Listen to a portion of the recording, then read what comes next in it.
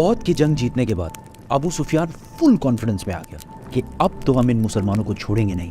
तो उन्होंने पूरे अरब से 10,000 लोगों की फौज तैयार करना शुरू कर दी। 10,000। पता है 10,000 कितने थे? पूरे मदीना की आबादी, बड़े बच्चे, औरतें, बूढ़े, सब मिला के भी 10,000 की टोटल आबादी नहीं थी मदीना की। काफिरों की इन तैयारियों का जब रसूलुल्लाह सल्लल्लाहु अलैहि वसल्लम को पता चला तो उन्होंने जल्दी एक मीटिंग बुलाई जिसमें सबको पता था कि लड़ाई तो इम्पॉसिबल है, कुछ और ही करना पड़ेगा। इस मीटिंग में एक फॉरेन नेशनल सलमान फारसी भी बैठे हुए थे।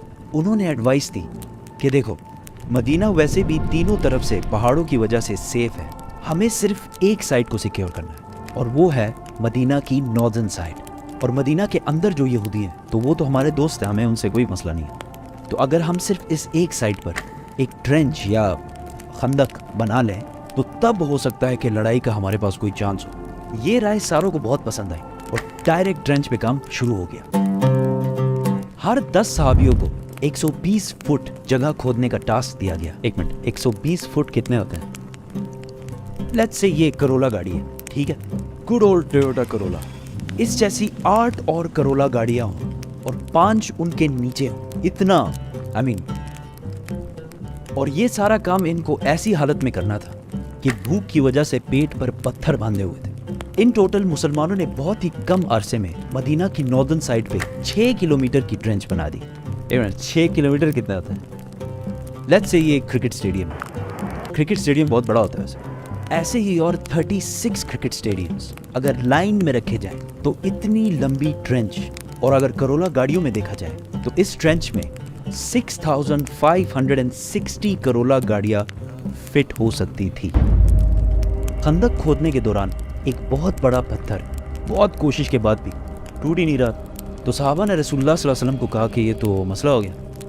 रसूलुल्लाह सल्लल्लाहु अलैहि वसल्लम ने एक कुल्हाड़ी उठाई और उस पत्थर को जोर से मारा और कहा, शाम, सीरिया मेरा है और उसके पैलेसेस को मैं अभी इस वक्त अपने सामने देख रहा हूँ।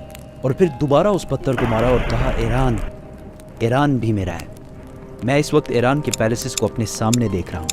और फिर तीसरी बार जोर से मारा और वो पत्थर छोटे छोटे पीसेस में टूट गया। और रसूलुल्लाह सल्लल्लाहु अलैहि वसल्लम ने फरमाया कि यमन के पैलेसेस की चाबियाँ मेरे हाथ में दी गई हैं। वहाँ खड़े सारे सहाबी हैरान हो गए क्योंकि उन्होंने अपने सामने एक मिरेकल देखा था। लेकिन ईरान, शाम, यमन, ये तो सुपर पावर्स हैं, ये कैसे हमें मिलेंगे? लेकिन आज हमें पता है कि ईरान, शाम और यमन तो क्या, ये पूरा इलाका उनका है। वहाँ खड़े सारे मुनाफिकीन हंसने लगे कि यार ये खाने को कुछ है नहीं, पेट पर पत्थर बांधे हुए हैं और सामने 10,000 की फौज इनको मारने के लिए आ रही है और ये लोग ईरान, शाम और यमन को फतह कर रहे हैं। मक्का वालों की फौज पहुंची तो टेंशन में पड़ गई कि यार ये क्या है, ये तो हमने सोचा ही नहीं था।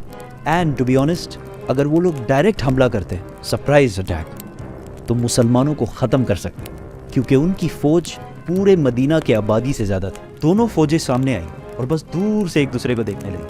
मुसलमान भी रिलैक्स बैठे हुए थे, उनको कोई टेंशन ही नहीं थी। अगर कोई उनके फौज से सामने आता तो मुसलमान उसको तीरों से मार देते। काफ़ी दिन यही सिस्टम चलता रहा और आखिर काफिरों के एक ग्रुप को गुस्सा आया और उन्होंने किसी तरीके से उस ट्रेंच को क्रॉस करके अंदर घुस गए। और इस ग्रुप में अबू जहल का वही बेटा इक्रिमा भी था, लेकिन हज़रत अली ने जाके उनके लीडर को मार दिया और वो सारे वापस भाग गए। ऐसा लग रहा था कि क्लियरली मक्का वाले जंग हार रहे हैं। लेकिन यहाँ अबू सुफियान ने एक बहुत ज़बरदस्त गेम खेली कि मदीना के अंदर तो हम नहीं घुसा, लेकिन मदीना के अंदर जो यहूदी हैं उनको मुसलमान कभी अच्छे नहीं लगते।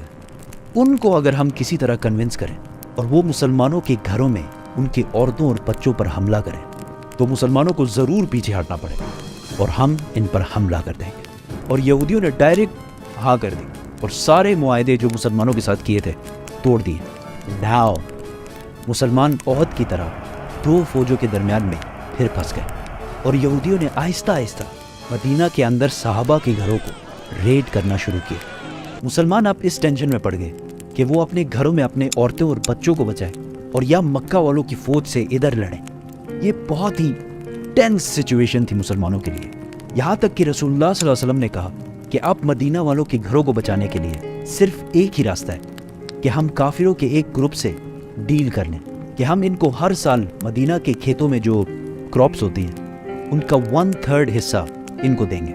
लेकिन सहाबा ने कहा कि अगर ये अल्लाह की तरफ से है तो बिल्कुल डील करते हैं। لیکن اگر آپ ہمارے بچوں کو بچانے کے لیے اتنی بڑی قربانی دے دیں تو ایسا نہ کریں، ہم آخری دم تک لڑیں گے۔ اتنے ٹینس سچویشن میں کہ مسلمان بالکل حوصلہ ہار رہے تھے۔ کہانی میں ایک بہت بڑا ٹوسٹ آتا ہے اور ایک بندے کی انٹری ہوتی ہے جو پورے گیم کو سنگل ہینڈڈلی چینج کر لے۔ نیکسٹ ایک کافروں کی فوج سے ایک بندہ سامنے آتا ہے اور کہتا ہے مجھے محمد سے ملنا ہے۔ آپ صلی اللہ علیہ وسلم کے پاس آ کر انہوں نے کہا کہ میں نے اسلام قبول کر لیا ہے، لیکن اس بات کا کسی کو نہیں پتا، بتائیں میں آپ کی کیا مدد کر سکتا ہوں۔ رسول اللہ صلی اللہ علیہ وسلم نے کہا جو بھی تم کر سکتے ہو کرو، ہم بہت مشکل میں اس ٹائم پہ۔ اس نے کہا اوکے نو پرابلم۔ وہ سیدھا گیا یہودیوں کے پاس اور انہیں کہا کہ مکہ والے بہت بڑے دھوکے باز لوگ ہیں، ان کا ساتھ کبھی نہیں دینا، اگر انہیں تھوڑا بھی لگا کہ وہ ہار رہے ہیں تو وہ تمہیں یہیں چھوڑ کر واپس چلے جائیں گے اور پھر مسلمان تمہیں نہیں چھوڑیں گے۔ ہاں اگر پھر بھی ڈیل کرنی ہے تو ان سے گارنٹی کے طور پر کچھ بندے ضرور مار لینا، اگر وہ سچے ہیں تو وہ ضرور دیں گے۔ اس کے بعد وہ سیدھا کافروں کے پاس گیا اور ابو سفیان کو کہا کہ یہودیوں نے کبھی کسی سے وفا کی؟ تم بتا۔ یہودی اور مسلمان سارے ملے ہوئے۔ پہلے دن مکہ والوں نے یہودیوں سے کہا کہ بس ہم حملہ کر رہے ہیں، تم لوگ بھی حملہ کرو، مسلمانوں کو ہمیشہ کے لیے ونس اینڈ فار آل ختم، بائے بائے، ٹاٹا۔ یہودیوں نے کہا بالکل حملہ ہم کریں گے، لیکن آپ ہمیں کچھ بندے تو پرووائڈ کریں ایز اے گارنٹی۔ مکہ والوں نے یہودیوں کی بات نہیں مانی۔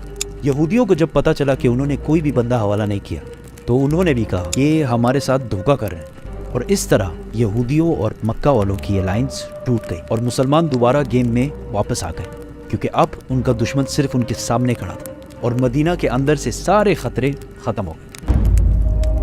ایک مہینے تک مدینہ کے باہر صرف کھڑے رہنے سے مکہ والوں کی موٹیویشن بالکل زیرو ہو گئی۔ اینڈ ٹو ٹاپ دیٹ، ایک دن ایک بہت تیز ڈیزرٹ سٹارم نے مکہ والوں کا سارا سامان، ٹینٹس، برتن، بستر، وٹ ایور، سارا کچھ اکھاڑ کر رکھ دیا اور وہ سارے بھاگ کر واپس چلے گئے۔ جیسے ہی مکہ والے واپس گئے، مسلمانوں نے اپنی اٹینشن یہودیوں کی طرف کی۔ رسول اللہ صلی اللہ علیہ وسلم جب مدینہ ہجرت کر کے آئے تھے تو انہوں نے یہودیوں کے ساتھ ایک کانسٹیٹیوشن بنایا تھا کہ یہودی اپنے قانون اور لاز سے رہیں گے اور مسلمان اپنے قانون سے رہیں گے، اور یہودیوں کے قانون میں ایسی غداری کی جو انہوں نے کی تھی، صرف ایک ہی سزا تھی کہ ساروں کے سر کاٹے جائیں۔ یہودیوں کے لیڈر نے اپنے لوگوں کو ایک مشورہ دیا کہ ہم ایسا کرتے ہیں کہ اپنے عورتوں اور بچوں کو خود قتل کرتے ہیں اور پھر مسلمانوں سے آخری دم تک لڑتے ہیں، لیکن کسی نے بھی اس کی بات نہیں مانی۔ رسول اللہ صلی اللہ علیہ وسلم نے سعد بن معاذ کو فیصلہ کرنے کا حکم دیا۔ سعد بن معاذ نے فیصلہ کیا کہ ان کے بچوں اور عورتوں کو رہنے دیا جائے اور ان کے مردوں کے سر کاٹ دیے جائیں۔ یہودیوں کے قانون کے حساب سے یہ ایک کم درجے کی سزا ان کو دی گئی تھی۔ اس کے بعد پورے عرب کو سمجھ آ گئی کہ مسلمانوں کے ساتھ اب اور کچھ بھی نہیں ہو سکتا، اور مسلمان پہلی بار ایک فری اور اسٹرانگ کنٹری بننے لگے، اور محمد صلی اللہ علیہ وسلم ایک اسٹرانگ بادشاہ۔